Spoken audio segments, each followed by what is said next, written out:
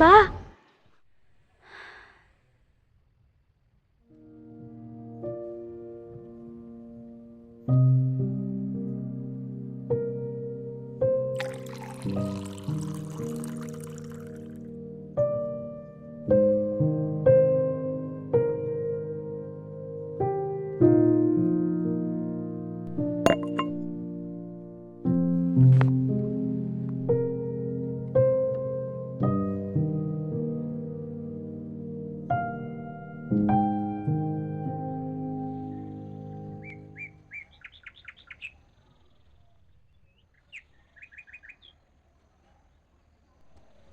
বাইদেউ চাহ লওক শ্ৰুতি তুমি যে বিচাৰিছিলা কিতাপখন কালি আহি পালে খোৱা 1 নম্বৰ চেলত আছে চাই লোৱাচোন ঠিক আছে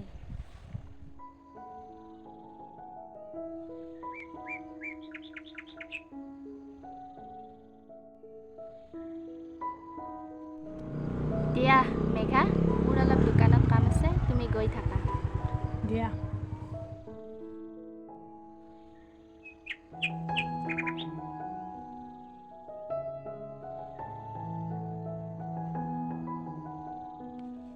বাইদেউ আৰে প্ৰজ্বলিতা ক'ত গৈছিলা হে দেখাই নোপোৱা হ'লোচোন আহা বহা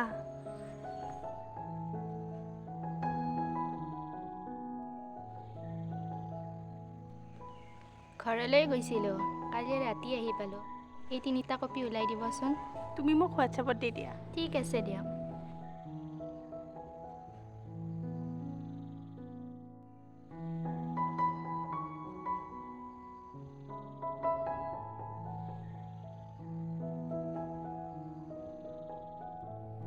বাইদেউ মই কিতাপখন পালোঁ অঁ পালা এইটো লৈ যোৱা ঠিক আছে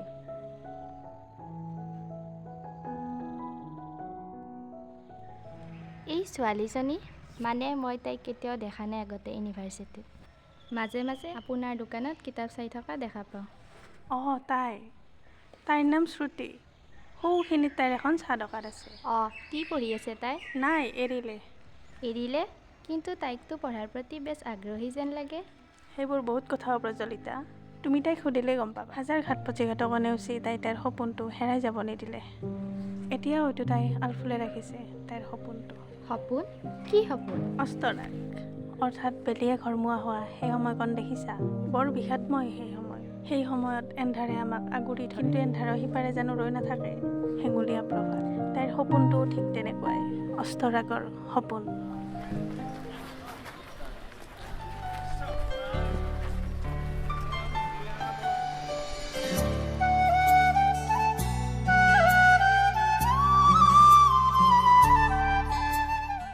প্ৰজ্বলিতা মোৰ অলপ বিদ্যাভৱনত কাম আছে তুমি যোৱা ঠিক আছে দিয়া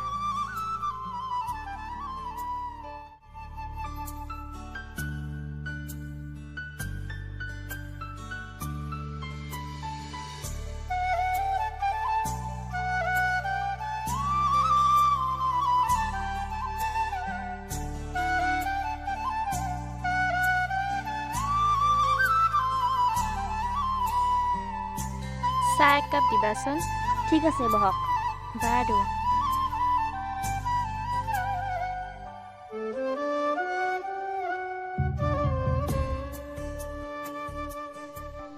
তোমাৰ নামটো শ্ৰুতি বৰুৱা বাহ ধুনীয়া নাম ধন্যবাদ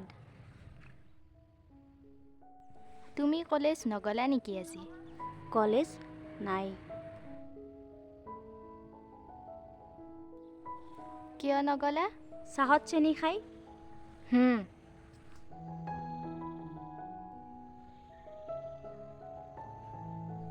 লওক শ্ৰুতি কওক লগত কি খাব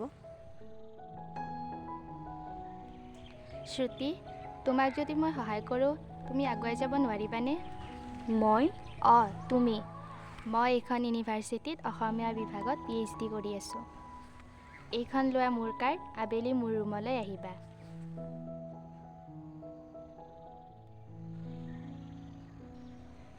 এয়া লোৱা তোমাৰ চাহৰ পইচা 10 টকা ৰাখি থোৱা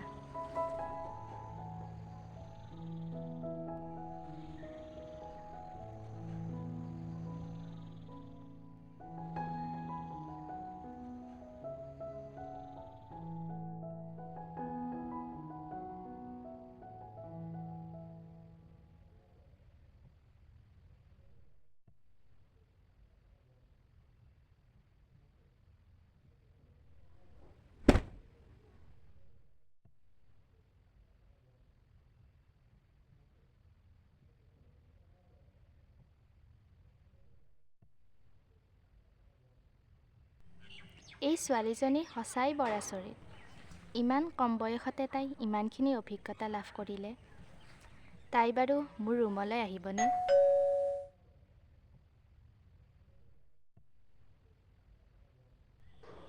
হাৰে শ্ৰুতি, আহা আহা। তুমি বহা, মই অলপ ভিতৰৰ পৰা আহোঁ।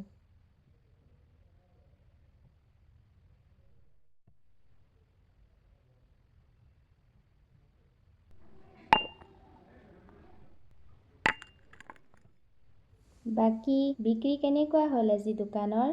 ঠিকেই। ভাগৰ নেলাগেনে তোমাৰ? সপোন হেৰুৱাৰ যন্ত্ৰণাই আগচি নধৰে তোমাক? নাই, নধৰে। শ্ৰুতি, তুমি ক'বানে মোক তোমাৰ কাহিনী?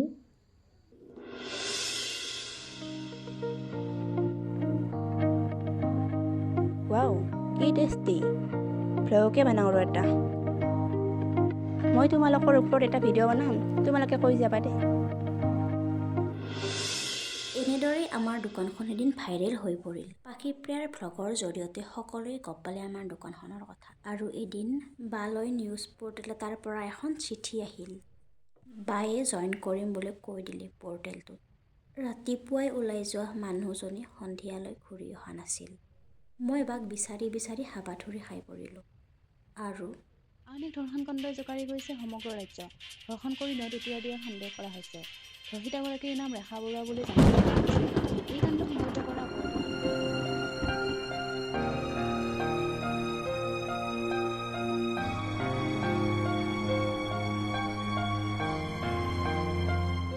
এনেদৰে ছ'চিয়েল মিডিয়াত বাৰ ন্যায়ৰ যুঁজখন চলি থাকিল। কিন্তু বাই ন্যায় নাপালে। তুমি ধৈৰ্য ধৰা, মই সহায় কৰিম তোমাক। বাইদেউ, আপুনি আপুনি নহয়, তুমি। আৰু আজিৰে পৰা বাইদেউ নহয়, বা বুলি মাতিবা। অকুয়া পকুয়াই বাদে পৃথিৱীৰ পৰিসীমা চুইছে।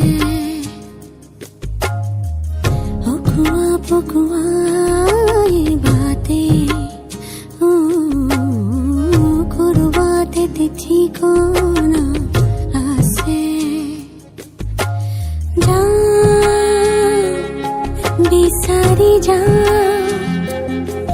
এই বাটে কিনি কানা। এইখন এখন কিতাপ নহয়, এখন উপন্যাস নহয়, এইখন এখন জীৱনী। প্ৰত্যেকগৰাকী অনুৰাধাৰ সপোনৰ জীৱনী, অস্থৰাগৰ সপোন।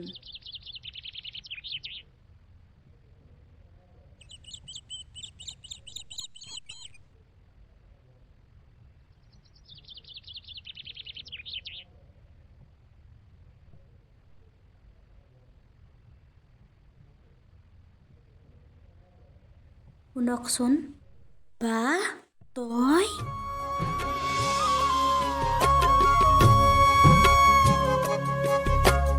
হাত মেলি দুহাত অনুনয় পৰিব ঘাট কি প্ৰতিঘাত প্ৰত্যয় চকুৰ বতাহ।